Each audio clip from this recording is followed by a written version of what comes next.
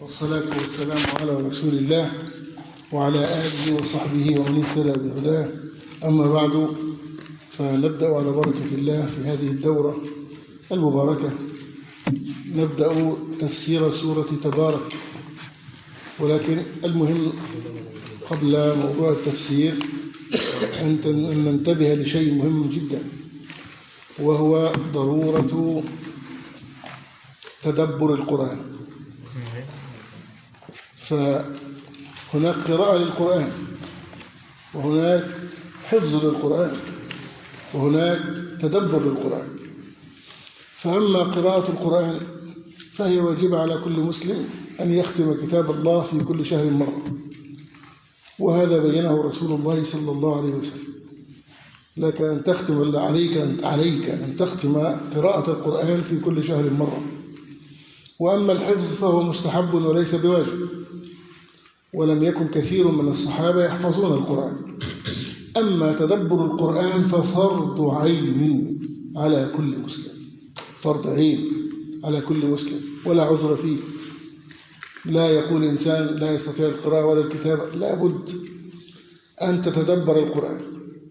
ومعنى التدبر أن تعرف أدنى شيء، معنى كل كلمة في كتاب الله عز وجل. فلا يجوز أن تمر عليك كلمة من كلام الله في كتابه وأنت لا تعرف معناها. فالتدبر فرض واجب، لأن الله قال: أفلا يتدبرون القرآن أم على قلوب أقفالها. فالواجب التدبر. وقال: أفلا يتدبرون القرآن ولو كان من عند غير الله لوجدوا فيه اختلافا كثيرا. وكون أن الله عز وجل ينزل علينا كتابا نقرأه، كيف لا نتدبره؟ لو لم نتدبره ما استفدنا شيء، يصير القرآن كأنه كلام لا نعرف معناه، وهذا ما ينبغي. والرسول صلى الله عليه وسلم يقول يوم القيامة: يا ربي إن قوم اتخذوا هذا القرآن مهجورا. شيخ الإسلام يقول: من لم يقرأ القرآن فقد هجره، ومن قرأ القرآن ولم يتدبر معانيه فقد هجره، ومن قرأ القرآن وتدبر معانيه ولم يعمل بما فيه فقد هجر. فالهجر ثلاثة أنواع: هجر قراءة، وهجر تدبر، وهجر عمل. والغرض الأساسي هو العمل. هل يمكن العمل بدون تدبر؟ لا يمكن. العمل بكتاب الله دون تدبر المعاني لا يمكن. ولذا كان الصحابة إذا قرأوا 10 آيات توقفوا يتدبرونها. إذا دراسة معاني كلام الله عز وجل من أهم الأمور. وكنا ونحن ندرب الطلبة نسألهم، والذي لا يعرف نغضب منه ونعنفه بشدة. كيف؟ وعجيب والله يا إخوان، إن سورة قل هو الله أحد كأنك ولدت تحفظها. يعني أنت لا تذكر متى حفظتها، لكن هكذا معظم الناس يحفظون قل هو الله أحد، بل لا تكاد تجد أحدا إلا ويحفظ قل هو الله أحد. ثم تسأل 80% و 90% من الناس ما معنى الله الصمد؟ ما يعرف. وتسأل أساتذة الجامعات ما معنى الله الصمد؟ لا يعرف. فضيحة فضيحة. وتجد طلاب علم وتسألهم ما معنى غاسق إذا وقب؟ طيب ما معنى لا شية فيها؟ طب ما معنى من صياصيهم؟ طب ما معنى على سور موضونة؟ طيب ما معنى يعمهون؟ تجد طالب علم لا يدري. هذه والله فضيحة كبيرة جدا ومصيبة كبيرة جدا. فالواجب عليك أن تتدبر أقل أنواع التدبر، أدنى الأنواع أن تعرف معنى الكلمة فقط. لا أقول لك تحفظ ابن كثير مثلا أو تحفظ الطبري 30 مجلدا، ولكن فقط أن تعرف الكلمة ومعناها. ويعني أذكر من زمن وحاول أحفظ سورة نون والقلم وما يسطرون. طيب الحمد لله نقنق، ثم عتل بعد ذلك زنين، ما فهمت شيء. وأصحاب الجنة إذا أقسموا ليصرمنها مصبحين، ولا يستثنون، ما فهم شيء. ثم غدوا على حرد قادرين. ما فهم شيء. مجرد مراجعة المعاني خلت السورة تحفظ مباشرة، لأنك فهمت ما المقصود بالكلام. إذا لابد من تدبر معاني كلام الله عز وجل. وقلنا الحد الأدنى أن تعرف معاني الكلمات. وأعلم أن هذا الأمر يسير. يعلم أن هذا الأمر يسير لأن الله قال: ولقد يسرنا القرآن للذكر فهل من مدكر. يعني الذكر هنا معناها الفهم والعمل. فهل من مدكر؟ هل هناك من يقبل على التعلم وعلى التدبر لكي يعمل بكتاب الله عز وجل؟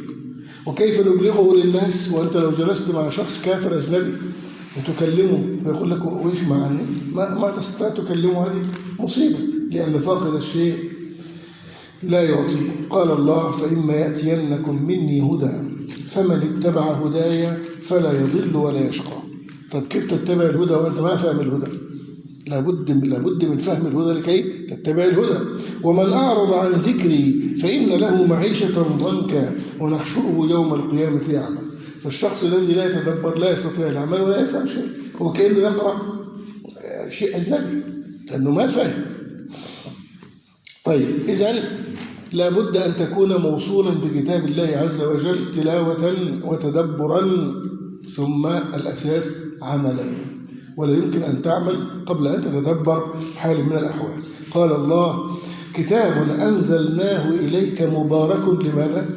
ليدبروا آياته. كيف تدبر الآيات وأنت لا تعرف المعاني؟ لا يمكن. ليدبروا آياته وليتذكر أولو الألباب. وقال الله: إنا أنزلناه قرآنا عربيا لعلكم تعقلون. فهو قرآن عربي وأنت عربي، لابد تفهم المعاني العربية لعلكم تعقلون. فالله عز وجل أنزله لنتدبره ونعمل به ونتفهمه، وأمرنا كما ذكرنا بتدبر القرآن. وتدبر القرآن علاج أعظم للقلوب والنفوس. والتدبر بالإجماع فرض على كل مسلم. التدبر بالإجماع فرض على كل مسلم كما ذكرنا. الدليل قوله: أفلا يتدبرون القرآن أم على قلوب.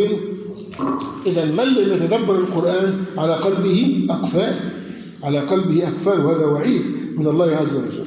وأفلا يتدبرون القرآن ولو كان من عند غير الله لوجدوا فيه اختلافا كثيرا. فالتدبر يجعلك تفهم أن القرآن ليس فيه اختلاف ولا يأتيه باطل أبدا من بين يديه ولا من خلفه، تنزيل من حكيم حميد. طيب، فتدبر القرآن يعرفك أنك يجب أن تحب المحبوب وهو الله سبحانه، ويعرفك عدوك الحقيقي وهو إبليس عليه لعائن الله. والعجيب أننا ينبغي أن يكون إبليس هو العدو الأساسي لنا ولنا معه ثأر. هو أخرجنا من الجنة. أخرجنا نحن ولا أخرج آدم وحواء؟ أخرجنا في ظهر أبينا آدم. هو أخرجنا جميعا، لأننا كنا في ظهر أبينا آدم ولا لا؟ كنا في ظهر أبينا آدم، فأخرجنا من الجنة. وهو الآن بعد أن أخرجنا لم يتركنا، بل يحاول أن يمنعنا من الرجوع إليها، لأن من اتبع إبليس وكفر هو لن يرجع إلى الجنة، بل سيدخل النار خالدا مخلدا فيها. فهو أخرجنا ويظل يعادينا، والواجب علينا أن نعاديه، لأن الله قال: إن الشيطان لكم عدو فماذا؟ فاتخذوه عدوا. يعني ابحث عن كيفية عداوة الشيطان. كيفية عداوة الشيطان أن تطيع الرحمن وأن تعصي الشيطان. هذه العداوة لابد أن تتأصل فينا ولابد أن نعيش لها، لأنك كلما أطعت الله كلما عاديت الشيطان. كلما اقتربت من رب العزة كلما ابتعدت عن هذا الملعون، نعوذ بالله منه. فلا بد من الحذر، ولا يمكن الحذر إلا بتدبر القرآن الذي يبين لنا كيفية عداوة إبليس لنا والعياذ بالله.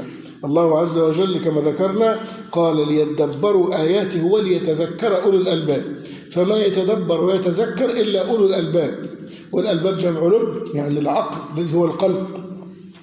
هذا الكتاب فيه خير كثير وشفاء من كل داء ونور يستضاء به في الظلمات، وفيه أحكام المكلفين التي أنزلها الله عز وجل، والتدبر من أفضل الأعمال الذي يصل به العبد إلى درجة اليقين بأن القرآن هو كلام الله تعالى، لأنه يرى القرآن يصدق بعضه بعضا.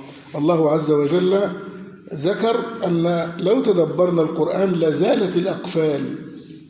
في أقفال على القلوب، نعم. من فين الأقفال أتت؟ الشيطان يراكم علينا الشهوات والشبهات، والناس تستجيب للشهوات وتستجيب للشبهات، والشبهة أخطر من الشهوة. فلكي نزيح غيوم الغفلة وسحب الميل إلى الشهوات وسحب الانقياد مع الشبهات، كلها لابد من تدبر القرآن لكي تزال. فإذا أزلناها أزحنا متاريس الشيطان الموجودة على القلوب، وصار القلب خالصا للرب عز وجل، صارت القوة لمقاومة هذا اللعين. وأنت تنام وتغفل وتأكل، هو لا ينام، هو متفرغ لك في اليوم 24 ساعة تامة. قيل للحسن البصري رحمه الله: أينام الشيطان؟ قال: لو نام لاستراحنا. فما ينام أبدا.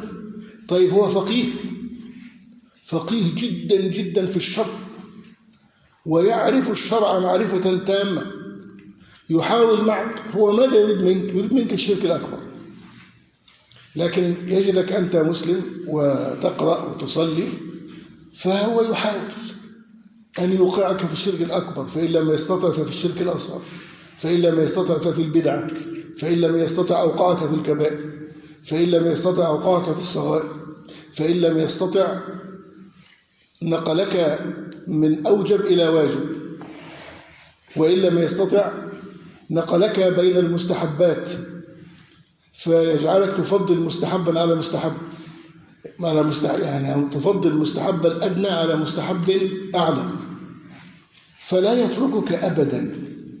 يعني مثال بسيط: أنت تقول هذه الليلة إن شاء الله أنا أقوم الليل أدعو وأصلي وأستغفر، أتلو القرآن، وقمت ونشرت المصحف وظللت تقرأ القرآن، فهو يقول لك: طيب يا أخي، أنت الرسول صلى الله عليه وسلم قال: في بضع أحدكم صدقة، فلماذا لا تذهب تتعبد بأنك تعاشر الزوجة، تستمتع بها وتأخذ صدقات، وهذه صدقة وهذه عبادة أيضا. فينقلك تترك المصحف، تقول: طيب أذهب أستمتع بالزوجة، ثم أغتسل، ثم أرجع أقرأ القرآن مرة أخرى وتدبر. تذهب إلى الزوجة، لأنه هو أراد منك ظاهرا أن تأخذ ثواب الجماع، وهو لا يريد ثواب ولا شيء. تذهب أنت، هو يجعل الزوجة تتعارك معك أو ترفع صوتها عليك أو ترفض هذا أو تفعل شيء يضايقك، فتشتم الزوجة، والزوجة قد ترد عليك أو قد تضايقها زيادة تضربها، وتتحول المسألة من طاعات إلى معاصي، لا كتاب، لا قراءة، لا استغفار، لا شيء. هو هكذا ما يتركك أبدا.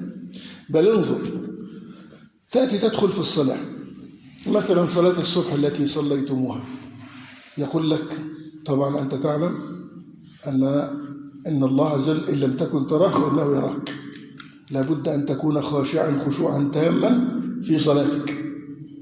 تبدأ الصلاة الله أكبر، يأتيك بالأفكار الشاردة والبعيدة، وتجد نفسك تفكر ويطرأ عليك مسائل ومشاكل، والدين الفلاني أنت كيف تسدده، والعمل الفلاني كيف تقدم الشيء، والبيت كيف تسوي فيه، وتفضل. ثم إنه والمصيبة يشغلك بكل هذه الأشياء الدنيوية، وفي الشيء الدنيوي تفكر في مشكلة من المشاكل التي أنت تعيشها، وقبل أن تصل إلى حل للمشكلة ينقلك إلى مشكلة أخرى، بحيث أنك لا تنال دنيا ولا دين، وتظل مشغولا. والنبي صلى الله عليه وسلم هو الذي ذكر ذلك في حديث البخاري، قال: يأتي الشيطان أحدكم في صلاته فيقول له: اذكر كذا اذكر كذا مما لم يكن يذكر، يعني يذكره بالأشياء التائهة عن ذهنه، اذكر كذا اذكر كذا مما لم يكن يذكر، وتظل هكذا تفاجأ بأنك تسلم في نهاية الصلاة لا خشع ولا شيء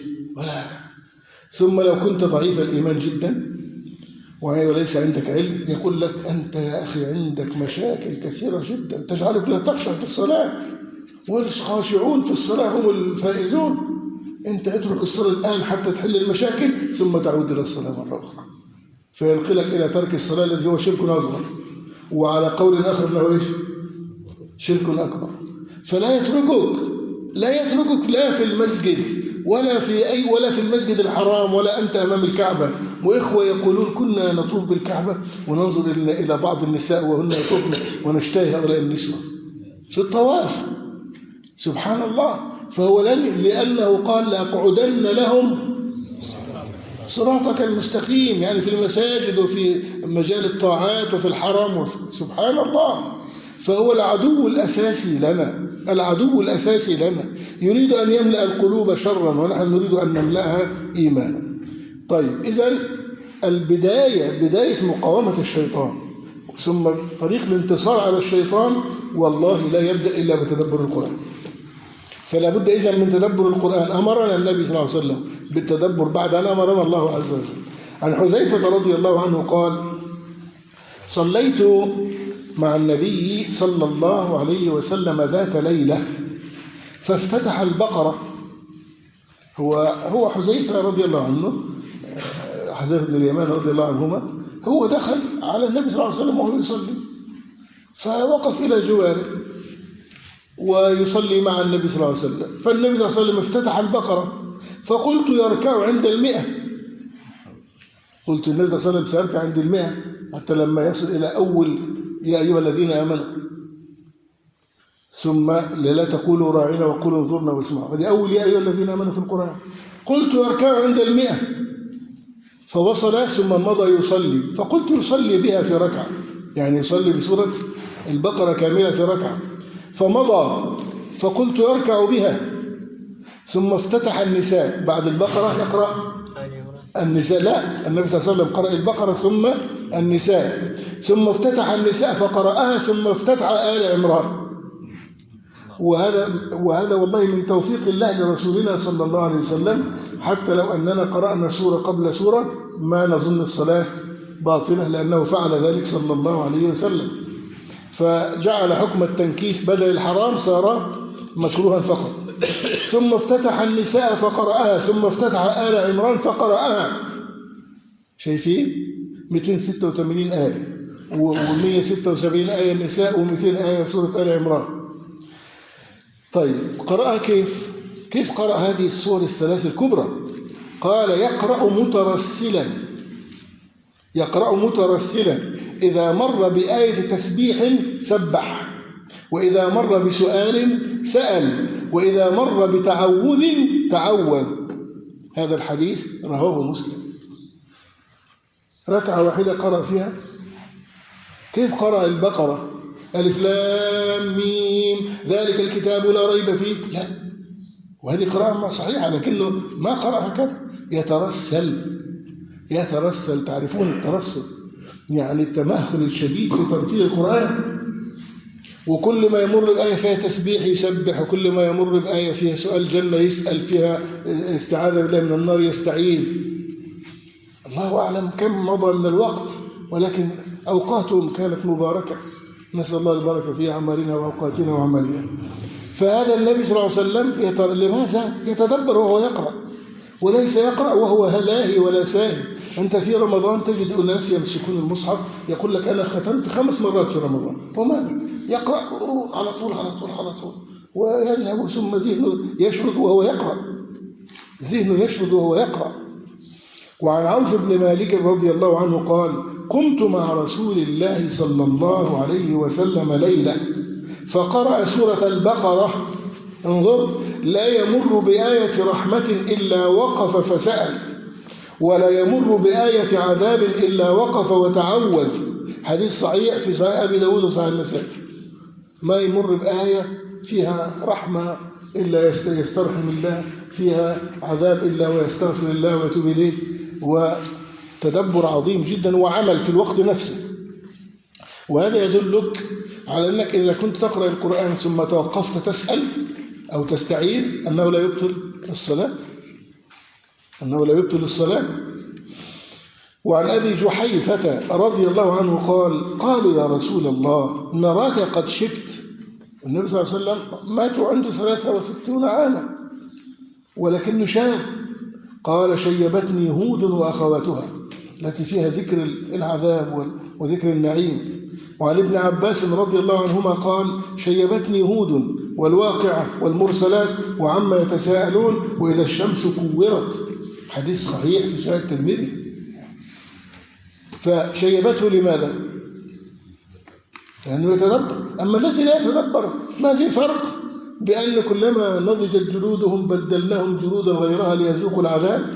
ما في فرق وما بين عليهم يطاف عليهم بصحاف من ذهب وأكواب وفيها ما تشتهي الأنفس وتلذ الأعين. هذه مثل هذه، ما في فرق ما بين هذه وبين هذه.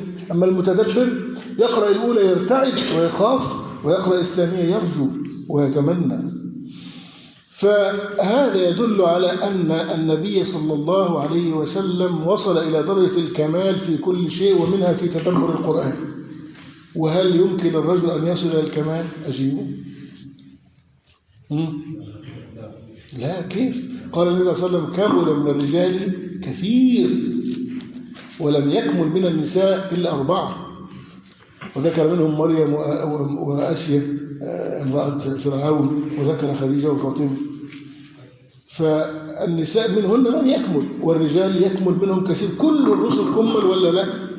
كل الرسل كمل، والصديقون كذلك. طيب، فهذا يدل على كمال تدبره صلى الله عليه وسلم للقرآن حق التدبر.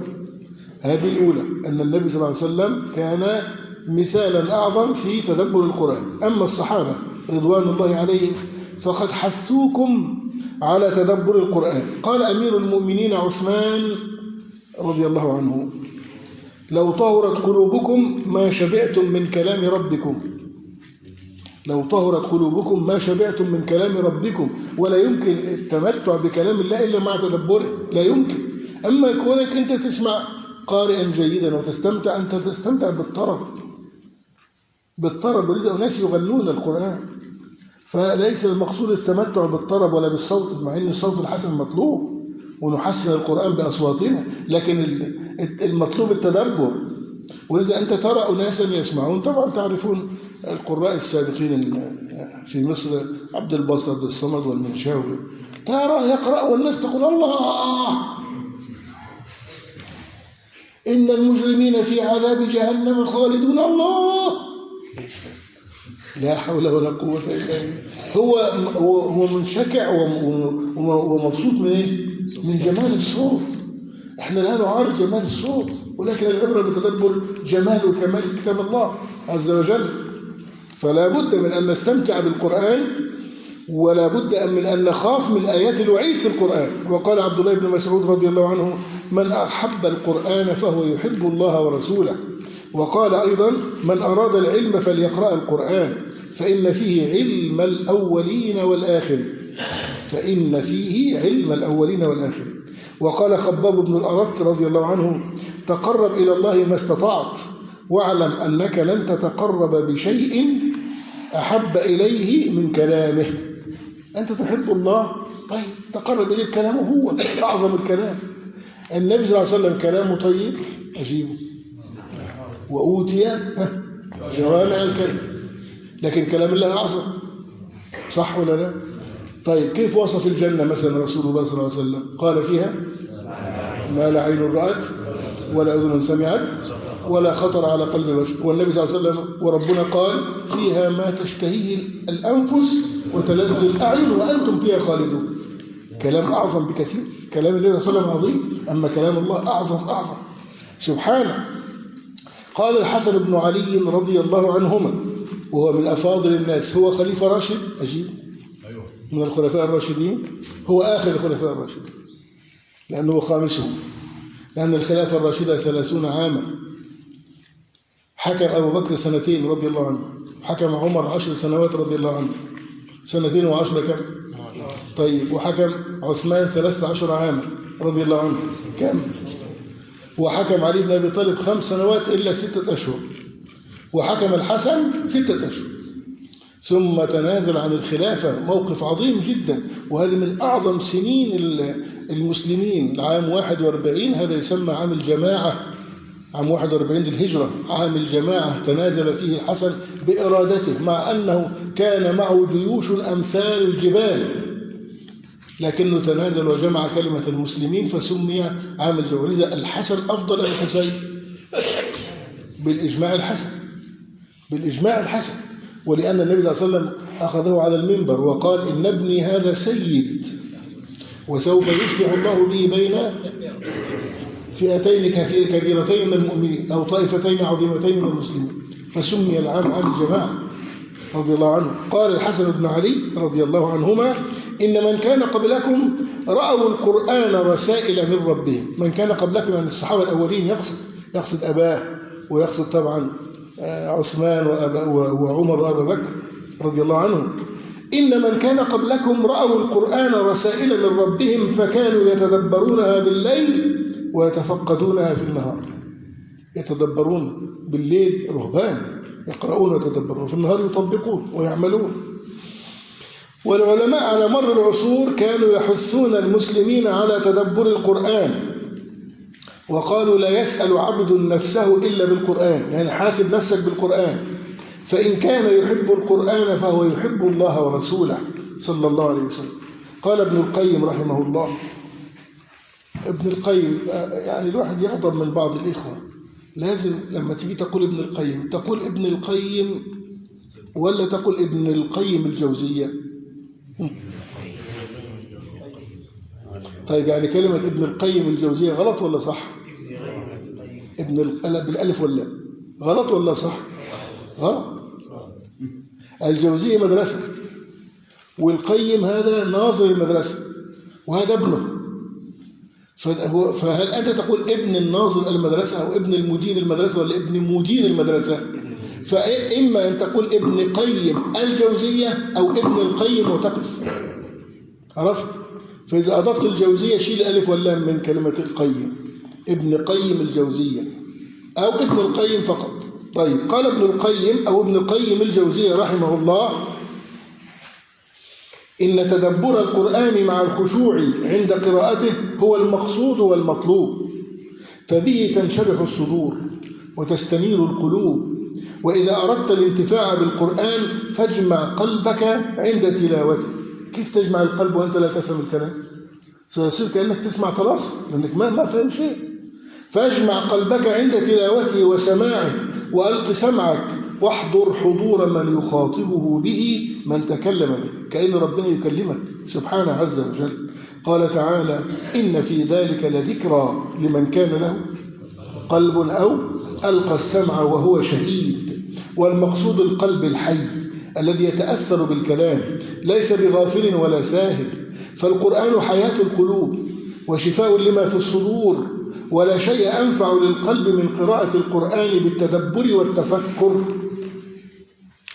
وهذا الذي يورث المحبة لله والشوق والخوف والرجاء والإنابة والتوكل والرضا والتفويض والشكر والصبر وسائر الأحوال التي بها حياة القلب وكماله. وكذلك يزجر عن جميع الصفات والأفعال المذمومة التي بها فساد القلب وهلاكه. فلو علم الناس ما في قراءة القرآن بالتدبر، شايف الشرط؟ يقول ما في قراءة القرآن بالتدبر، بشرط التدبر، لاشتغلوا بها عن كل ما سواها. فقراءة آية بتفكر وتفهم خير من قراءة ختمة بغير تدبر وتفهم. آية واحدة الإنسان يقرأها بتفكر وتدبر أحسن بيقرأ ختمة ولا فهم شيء.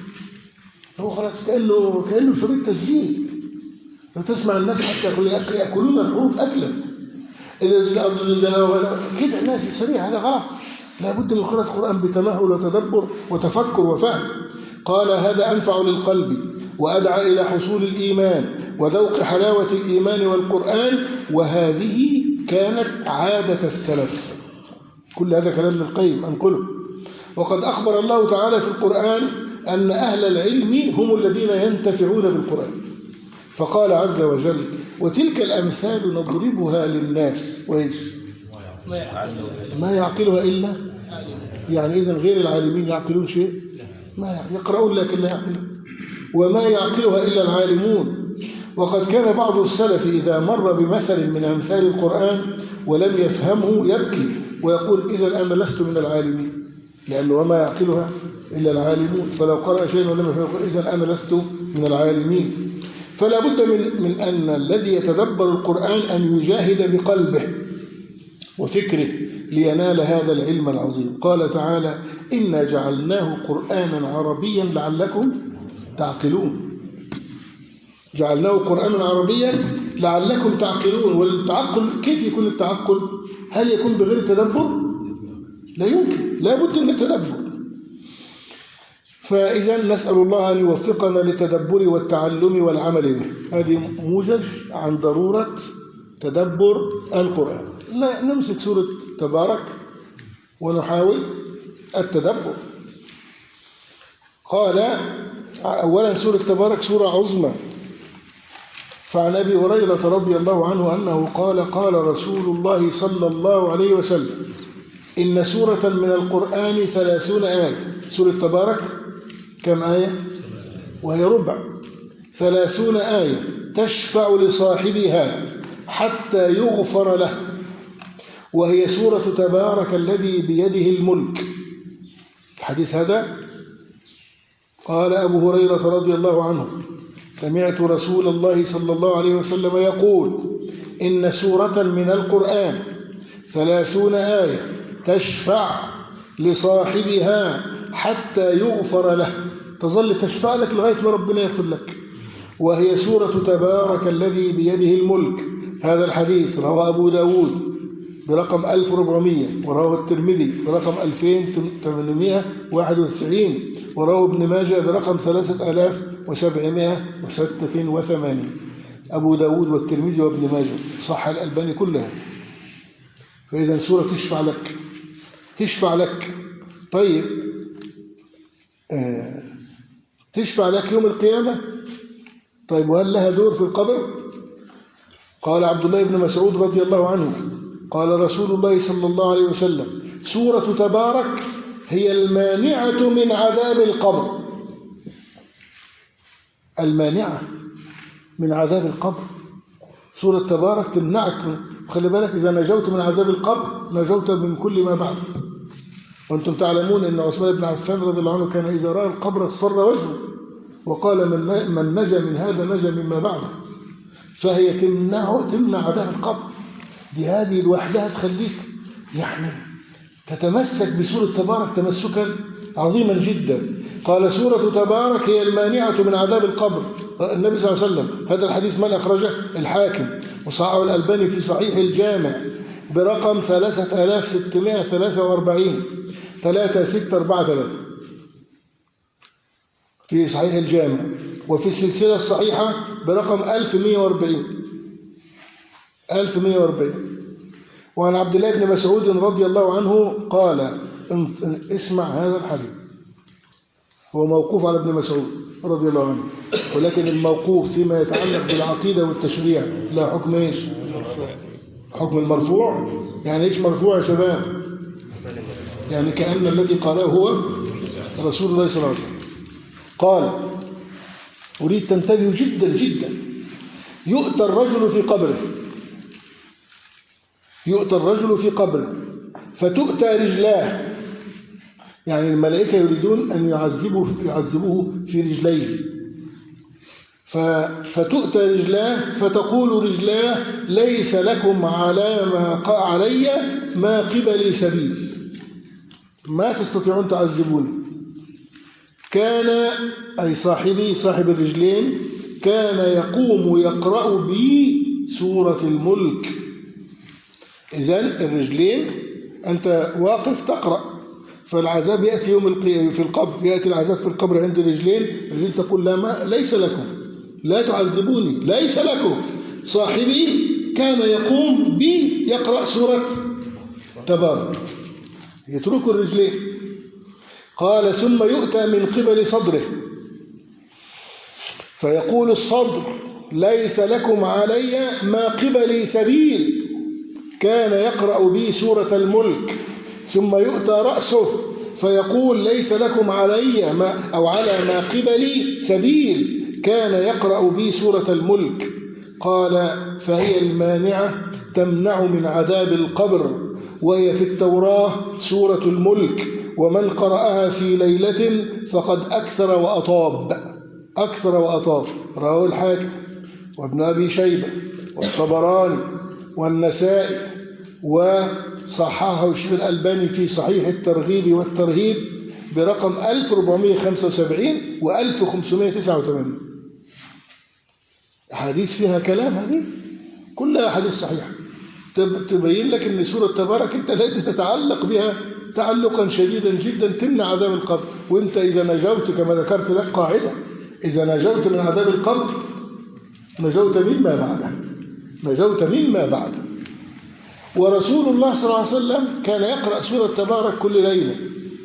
وانتبه لموضوع مهم فقهي، كان يقرأه قبل أن ينام، يعني يقرأه وهو جنوب. إذن يجوز قراءة القرآن من الجنوب والحائض؟ نعم. ومس المصحف؟ نعم. ودخول المسجد؟ نعم. طيب، إذن هذا فضل سورة تبارك، أحاديث عظيمة جدا ملخصها أنها تمنع من عذاب القبر. إذن نسميها المانعة، السلف سموها المانعة، يعني المانعة من عذاب القبر. قال تعالى تبارك الذي بيده الملك وهو على كل شيء قدير الذي خلق الموت والحياة ليبلوكم أيكم أحسن عملا وهو العزيز الغفور. كلمة تبارك معناها تعاظم وتعالى، وهي لا تقال إلا لله، مثل كلمة سبحان. هل يجوز أن تقول سبحان الرسول؟ لا. فكلمة تبارك وكلمة سبحان لا تقال إلا لله جل وعلا. تبارك بمعنى تعاظم فهو العظيم، وتعالى فهو العلي. وفي معنى قوله تعالى تبارك أقوال لأهل العلم. القرطبي قال تبارك بمعنى تقدس لعظمته، وقال الزجاج تبارك يعني تفاعل مع البركة، ومعنى البركة الكثرة من كل ذي خير. البركات كلها في الله ومنه سبحانه عز وجل. وقيل تبارك يعني تعالى عطاؤه، أي زاد وكثر. فضل الله يعم كل شيء، الدودة والنمل، الحشرات، الحيوانات، الجبال، البحار، السماء، كل شيء فضل الله عليه سبحانه. وقيل المعنى دام إنعامه وثبت، من برك الشيء إذا ثبت، ومنه برك الجمل يعني ثبت الجمل. فهنا ثبات بركات الله ودوام هذه البركات منذ خلق العالم، والبركات لا تنتهي أبدا. ومعناه أيضا دام وثبت، هذا كله من كلام القرطبي. قال ابن عباس رضي الله عنه معنى تبارك يعني لم يزل ولا يزول، فهو الباقي الدائم سبحانه. والباقي ليس من أسماء الله، والدائم ليس من أسماء الله، ولكنها من صفات الله تبارك وتعالى، يغني عنها الآخر، هو الأول والآخر. فتبارك بمعنى تمجد كما قال الخليل، وقال الضحاك تعظم، وقال الأصمعي تباركت عليكم من قول عربي صعد رابية، فقال ذلك لأصحابه أي تعاليت وارتفعت.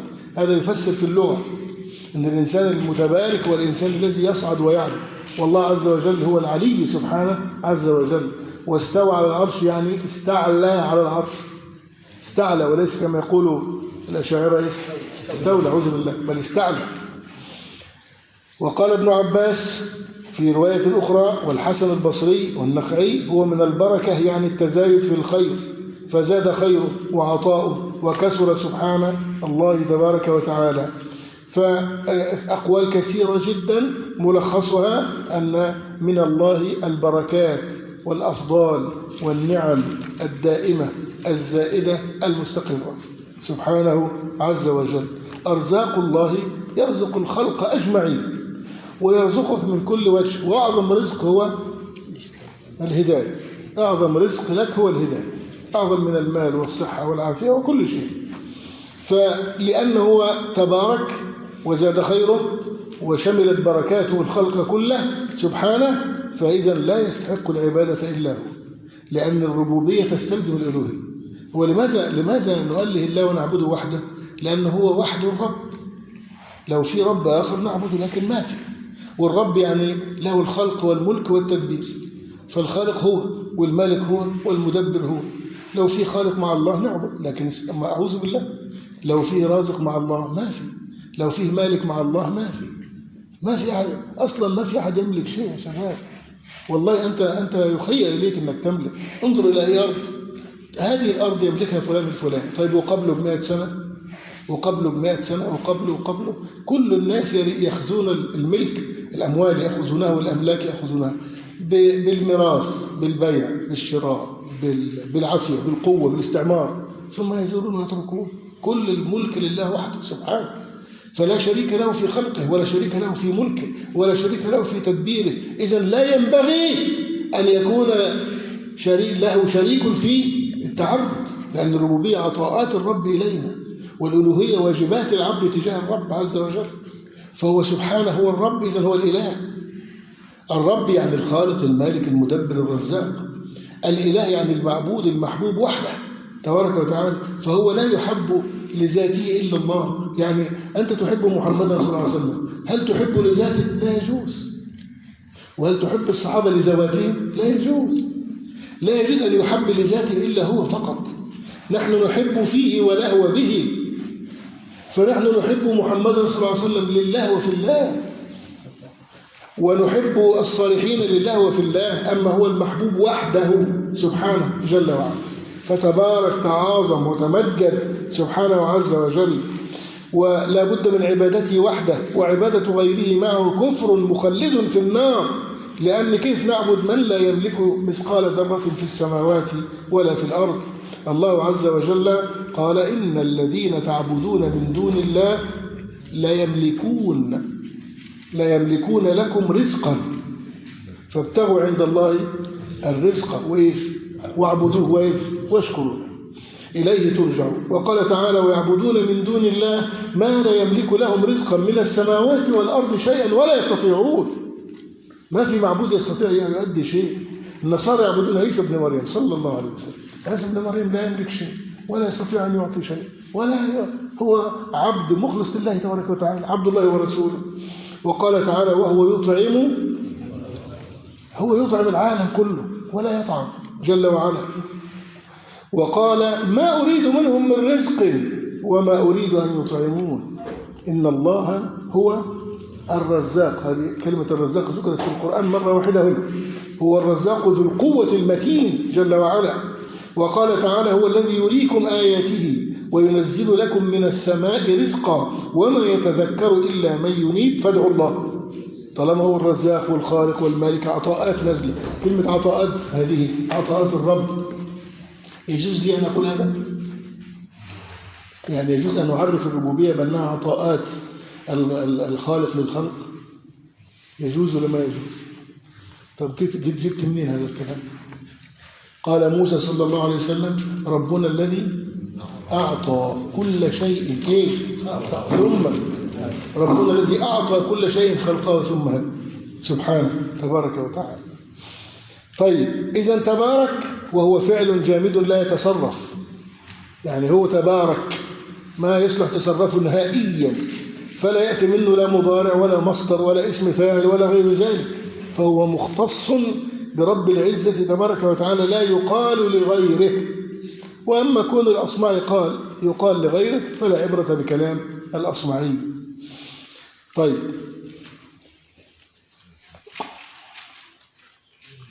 تبارك من الذي بيده الملك. ملك ماذا؟ ملك الدنيا والآخرة، ملك كل شيء سبحانه عز وجل. نعم بيده الملك كله.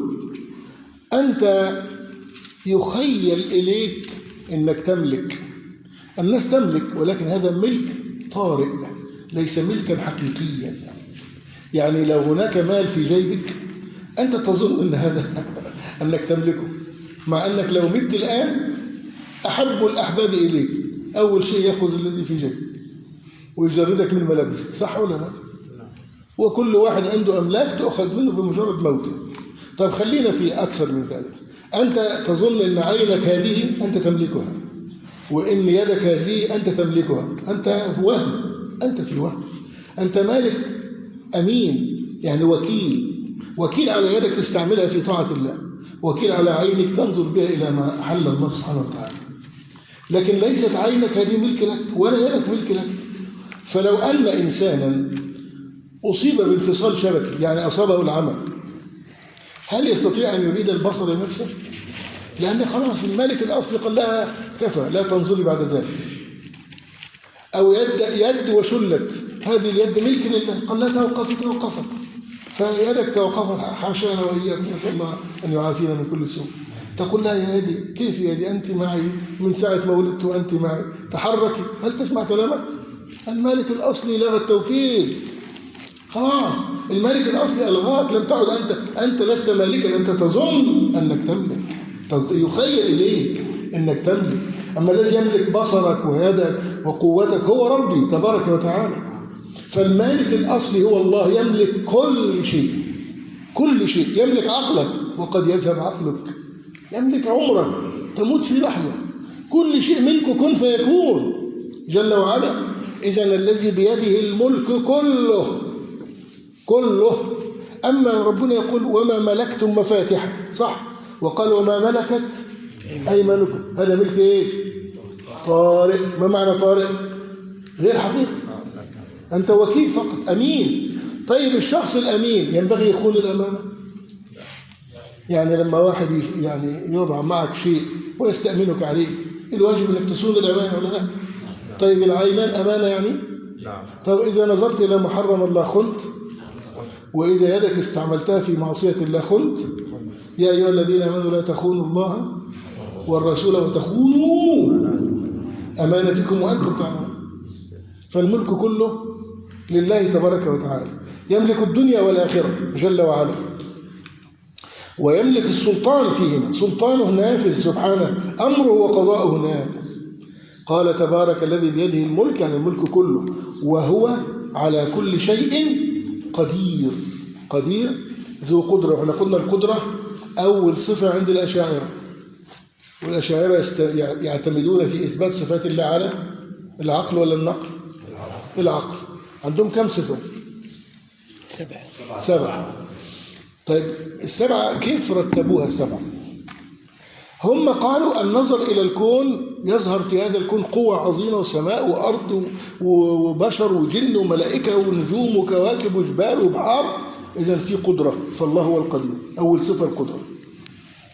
طيب ثم إنه العالم هذا فيه أشياء تتغير، رياح تقوم، شتاء وصيف إذن في إرادة، يبقى القدرة والإرادة. ثم هناك تخصيص، إن النجوم فوق والقمر فوق والسحاب فوق والسماء فوق وهذه الأرض وتحتها وبحار إذن هذا علم، التخصيص يدل على العلم. إذن قدرة، إرادة، علم. تمام؟ طالما عنده قدرة وعنده إرادة وعنده علم، إذن هو حي وليس بميت. يبقى الصفة الرابعة الحياة، ولا يمكن أن يكون حيا كامل الحياة إلا بسمع وبصر.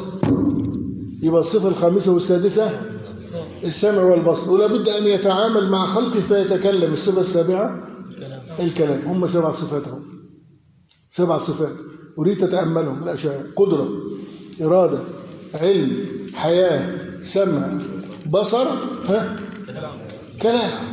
طيب يا أشاعرة، فين صفة الخلق؟ سمعتم صفة الخلق في السبعة؟ في صفة خلق. فالماتريدية وهم يعني درجة مطورة من الأشاعرة قالوا لا، خليهم 8، نضيف صفة إيه؟ الخلق. إذا الماتريدية عندهم كم صفة؟ 8. الأشاعرة 7 والماتريدية 8، لأن الأشاعرة ما أثبتوا صفة الخلق، وأما الماتريدية فزادوا صفة الخلق. ويقال للاثنين فين صفة العزة؟ فين صفة الحكمة؟ ما في. فين صفة القوة؟ ما في. فين العظمة؟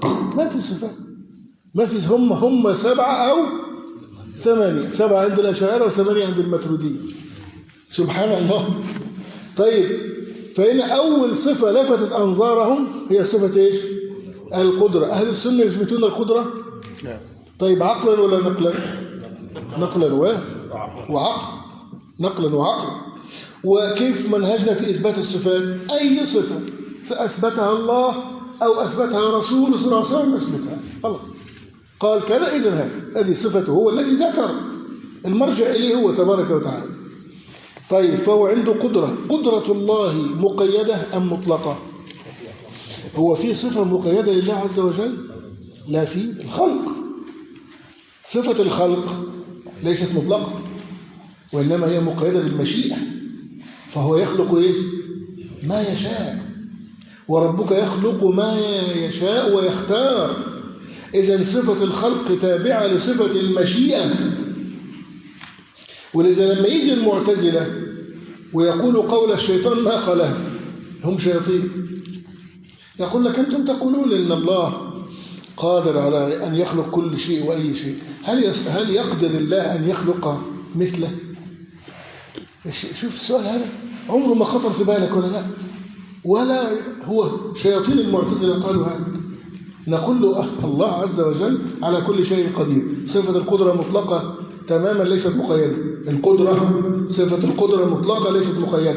ولذا غلط ذاكر نايك من خطأه الشديد أنه يقول صفة القدرة مقيدة، هذا غلط. إنما الله على كل شيء قدير. نيجي في الخلق هو اللي صفة مقيدة، يخلق ما يشاء لا ما تشاء.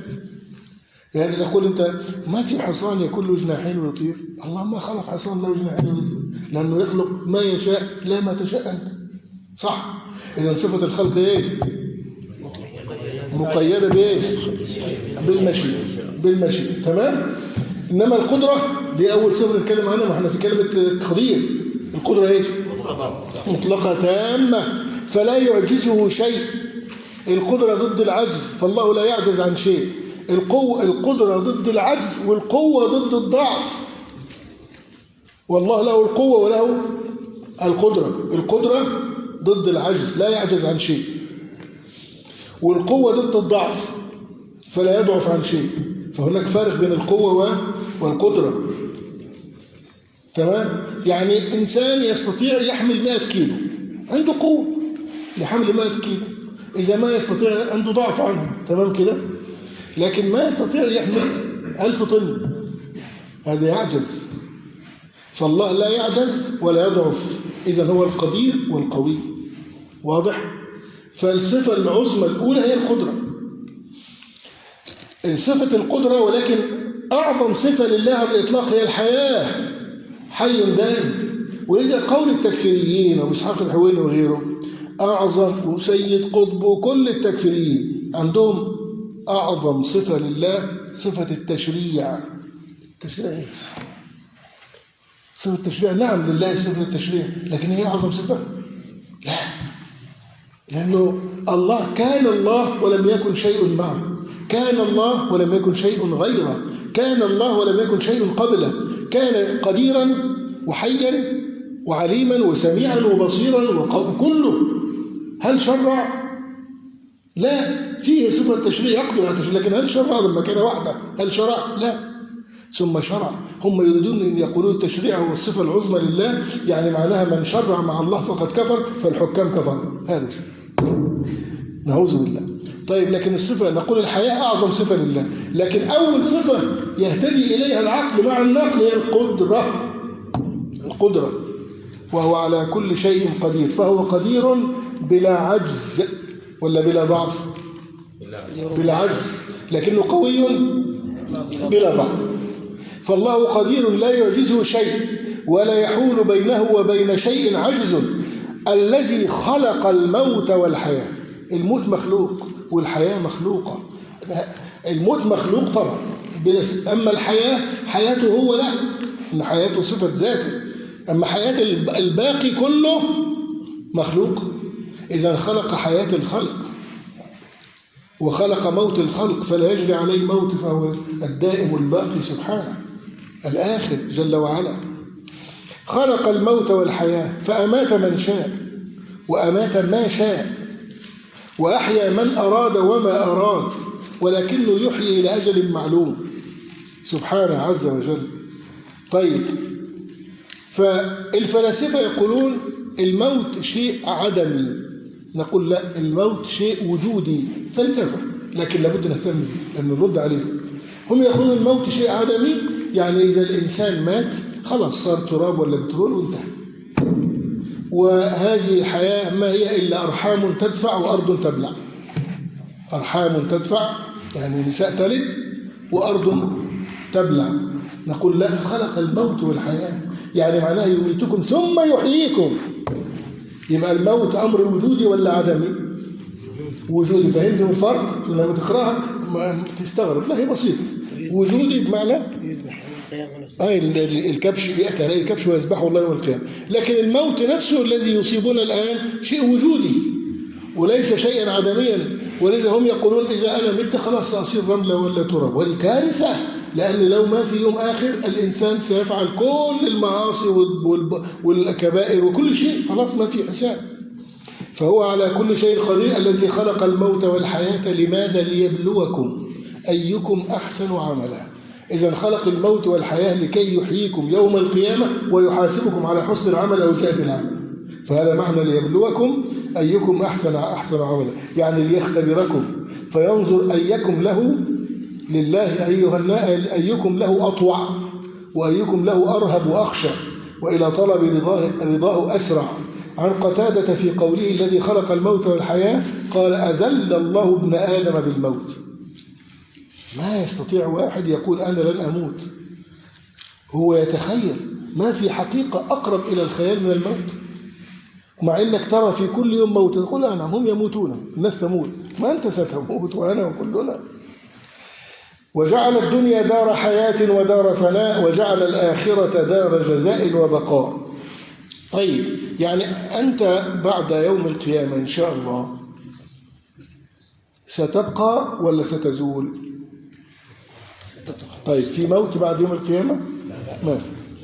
طب الناس سيبقون في الجنة وفي النار. في الجنة المؤمنون والنار فيها الكافرون. طيب، سيبقون دائما بلا موت؟ دائما هذا بقاء أم إبقاء؟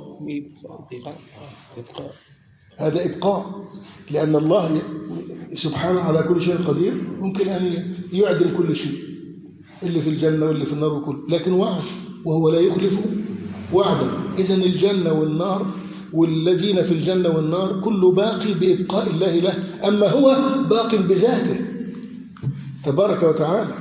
ليبلوكم أيكم أحسن عملا، وهو سبحانه العزيز بمعنى القوي الشديد. القوي الشديد انتقامه ممن عصاه. فالله عز وجل يمجد نفسه الكريمة ويخبر أن بيده الملك وأنه هو المتصرف في جميع المخلوقات بما يشاء. الملك والتصريف ربوبية ولا ألوهية؟ ربوبية. ببساطة الفرق بين الربوبية والألوهية، الربوبية منه والألوهية إليه، يعني الألوهية منا نحن والربوبية منه هو تبارك وتعالى. فهو له السلطان والقهر والحكمة، ولذا قال وهو على كل شيء قدير. خلق الموت والحياة، ولذا الموت أمر وجودي لا عدم، لأنه مخلوق. والله جل أوجد الخلائق سبحانه تبارك وتعالى ليختبرهم أيهم أحسن عملا. والله عز وجل قال كيف تكفرون، كيف وكنتم أمواتا ثم يميتكم ثم يحييكم، كيف تكفرون ثم إليه ترجعون. طيب، إذا أنت كنت عدما، أنت كنت إيش؟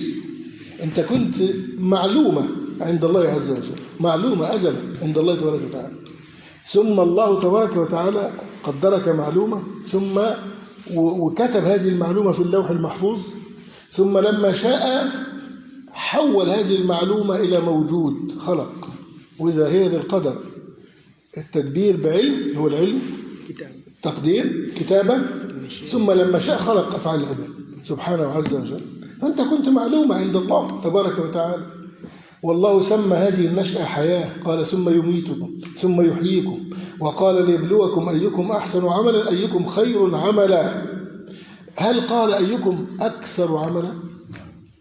بل قال أحسن عملا. لذا هل أبو بكر الصديق في الأعمال رضي الله عنه تفوق على كل الصحابة؟ لا، ولا في أي عمل تفوق على الصحابة. يعني في الصيام هناك من أكثر منه صوما، مثل عبد الله بن عمرو بن العاص رضي الله عنه، تعاش إلى أن مات وهو يصوم يوم ويفطر يوم، وكان يريد يصوم كله. دور النبي صلى الله عليه وسلم قال له آخر شيء صوم يوم تفطر يوم، هذا صيام داود أفضل الصيام. وأبو بكر الصديق لم يثبت أنه كان يصوم يوما ويفطر يوم. فعبد الله بن عمرو بن العاص أكثر منه. وعبد الله بن مسعود لم يكن له في الصيام لضعفه، لكن كان له في كثرة الصلاة، وكذلك عبد الله بن الزبير. وفي قراءة القرآن أبي أقرأ من أبي بكر وأقرأ من الكل. في البخاري قال عمر رضي الله عنه أبي أقرأنا، الحديث الذي يليه في البخاري أقرأنا أبي، فأبي أقرأ الصحابة. ولذا النبي صلى الله عليه وسلم لما كان يقرأ وأحيانا يخطئ في القراءة يقول أين أبي؟ ما يقول أين؟ طيب إذن في الصلاة، في الصيام، في قراءة القرآن، في الصدقة، هو ولا عثمان بن عفان رضي الله عنه؟ عثمان. لكن في عمل القلب هو أبو بكر فقط. إذا تفوق الصديق رضي الله عنه على كل الأمة بشيء وقر فين؟ يبقى أيكم أحسن وليس أكثر عملا. سبحان الله، هذه معنى أحسن عملا. وهو العزيز الغفور سبحانه، العزيز المنيع القوي سبحانه. الغفور، هناك فرق بين الغفور والغفار. الله من أسمائه الغفار، أجيبوا نعم، ومن أسمائه الغفور نعم. ما الفرق؟ الغفار دائم المغفرة، دائم. الغفور واسع المغفرة. يعني أنت لما تكون عندك بعض الناس عنده ذنب واحد هو واقع فيهم داوم عليه، مثلا يشرب خمر أو بيزني أو ذنب، لما تكون في ذنب أنت مداوم عليه تحتاج إلى دعاء الله باسمه الغفار. أما يكون عندك عدة ذنوب تحتاج إلى اسم إيش؟ الغفور. إذن الغفور واسع المغفرة، والغفار دائم المغفرة. وهو الغفار وهو العفو. العفو أفضل ولا المغفرة؟ العفو أفضل. طيب بس الأول انتبه، العفو والمغفرة إن اجتمع افترقا، وإن افترقا اجتمع. المغفرة ستر الذنب، غفر يعني غطى، غفر يعني غطى. فأنت لو معك صحيفة أعمال وربنا عز وجل مثلا ارتكبت 5000 ذنب، والله عز وجل غفر 10 منهم، 5000 إلا 10، ال10 فين؟ مغفورة، يعني مغفاة مستورة لا تراها إلا أنت يوم القيامة. والله يدعو منك سبحانه ويقول ألم تفعل كذا يوم كذا وكذا يوم كذا؟ أنت تقول بلى، فيقول الله غفرتها لك في الدنيا أو سترتها عليك في الدنيا وأغفرها لك اليوم. فهذه ذنوب إذن إيش؟ موجودة ولا محية؟ موجودة. وإيش؟ مغطاة لا يراها إلا الله ثم أنت. إذن أنت عندك 5000 سيئة نقصت 10، بقى عندك 4990 سيئة، وعندك 5000 حسنة. يعني أنت عندك 5000 حسنة و5000 سيئة، غفرت 10. إذن أنت الآن فزت ودخلت الجنة بالمغفرة. تمام؟ طيب لو عفو، عندك 5000 عفى الله عن 10، عفاها يعني محاها وكتبها حسنات، فصار عندك 4990 سيئة و5010 حسنات. إذن العفو زود، زائد ما فيش عتاب من الله، لا يبدو منك يقول أنت فعلت كذا يوم كذا وسترته عليك في الدنيا وأعفو، لا خلاص.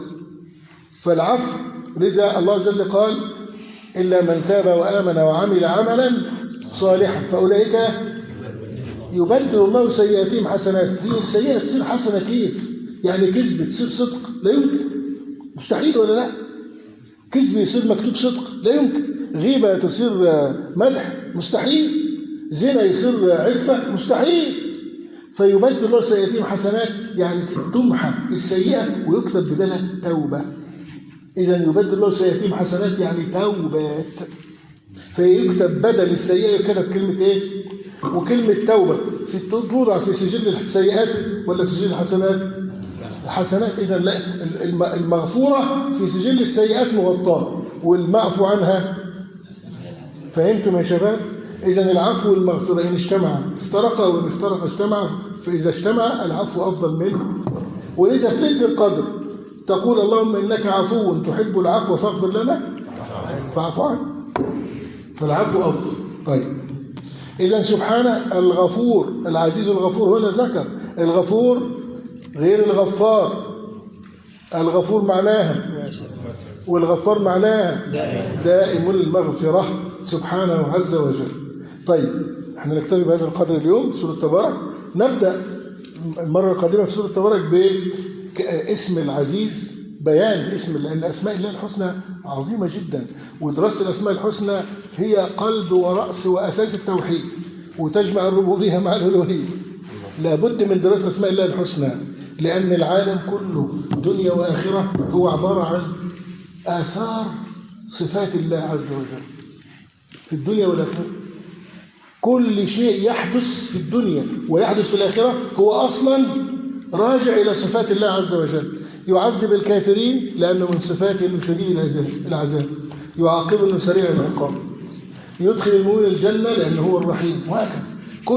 لماذا في عالم موجود؟ أنه خالق.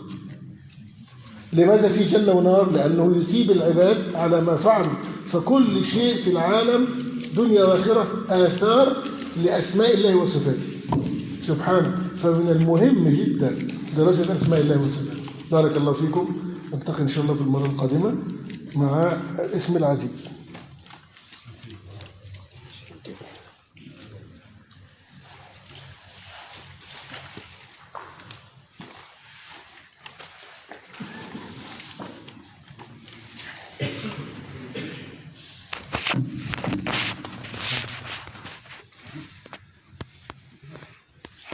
حديث حذيفة رضي الله عنه